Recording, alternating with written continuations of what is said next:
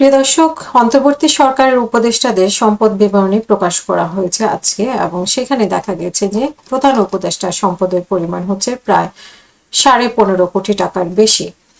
অন্তর্বর্তী সরকারের 30শে জুন প্রধান উপদেষ্টার গত 30শে জুন পর্যন্ত প্রধান উপদেষ্টা মোহাম্মদ ইউনূসের মোট সম্পদ ছিল 15,62,00,000 টাকার। এক বছর আগে তা ছিল 14,01,00,000 টাকা, অর্থাৎ এক বছরে প্রধান উপদেষ্টার সম্পদ বেড়েছে 1,61,00,000 টাকা। সঞ্চয়পত্র, নগদায়ন, সঞ্চয়ী, মেয়াদ আমানতে বৃদ্ধি এবং উত্তরাধিকার সূত্রে পাওয়া শেয়ারের ইত্যাদি কারণে মোট সম্পদ বেড়েছে বলে জানিয়েছেন প্রধান উপদেষ্টা শ্রী আফরোজা ইউসুফের মোট সম্পদ হচ্ছে 1,27,00,000 টাকা, যা আগে অর্থ বছরে ছিল 2,11,00,000 টাকা। সেই হিসাবে এক বছরে তার সম্পদ কমেছে 84,00,000 টাকার বেশি।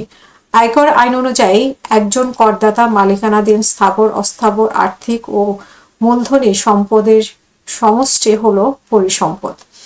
ডক্টর ইউনূসের সম্পদের বিবরণী তথ্য অনুযায়ী তার আর্থিক সম্পদের পরিমাণ 14,76,00,000 টাকা। এক বছর আগে অর্থের পরিমাণ ছিল 13,18,00,000 টাকা।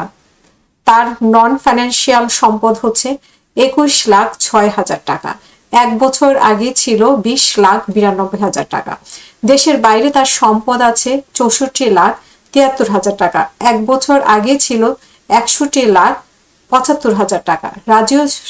জাতীয় রাজস্ব বোর্ডের কর্মকর্তাদের সঙ্গে কথা বলে জানা গেছে 2023 সালের আয়কর আইন প্রণয়নের সময় ব্যক্তি সম্পদের সংজ্ঞা আন্তর্জাতিক রীতিনীতি অনুসারে ঠিক করা হয়। সেখানে আর্থিক সম্পদ বলতে বোঝায় নগদ টাকার পাশাপাশি ব্যাংকের রাখা টাকা এবং সঞ্চয়পত্র, বিভিন্ন শেয়ার, কোম্পানি থেকে পাওয়া লভ্যাংশ। আর নন ফাইন্যান্সিয়াল সম্পদ হলো আর্থিক সম্পদের বাইরে থাকা সম্পদ। এই তালিকায় আছে জমি, বাড়ি, প্লট সহ নানা ধরনের স্থাবর অস্থাবর সম্পদ।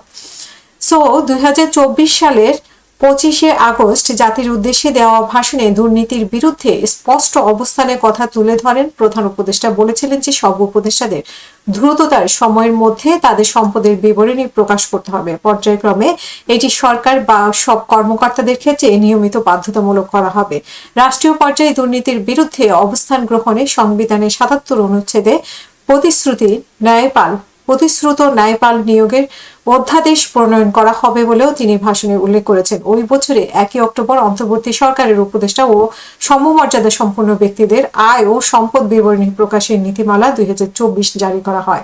নীতিমালায় বলা হয়, অন্তর্বর্তী সরকারের উপদেষ্টা এবং সমমর্যাদা সম্পন্ন ব্যক্তি যারা সরকার বা প্রজাতন্ত্রের কর্মে নিযুক্ত তারা প্রতি বছর আয়কর রিটার্ন জমা দেওয়ার সর্বশেষ তারিখ পরবর্তী 15 কর্মদিবসের মধ্যে মন্ত্রিপরিষদ বিভাগের মাধ্যমে প্রধান উপদেষ্টার কাছে তাদের আয় ও সম্পদের বিবরণ জমা দেবে। স্ত্রী বা স্বামীর পৃথক আয় থাকলে সেটিও জমা দেবে বলে এই বিবরণীতে উল্লেখ করা হয়।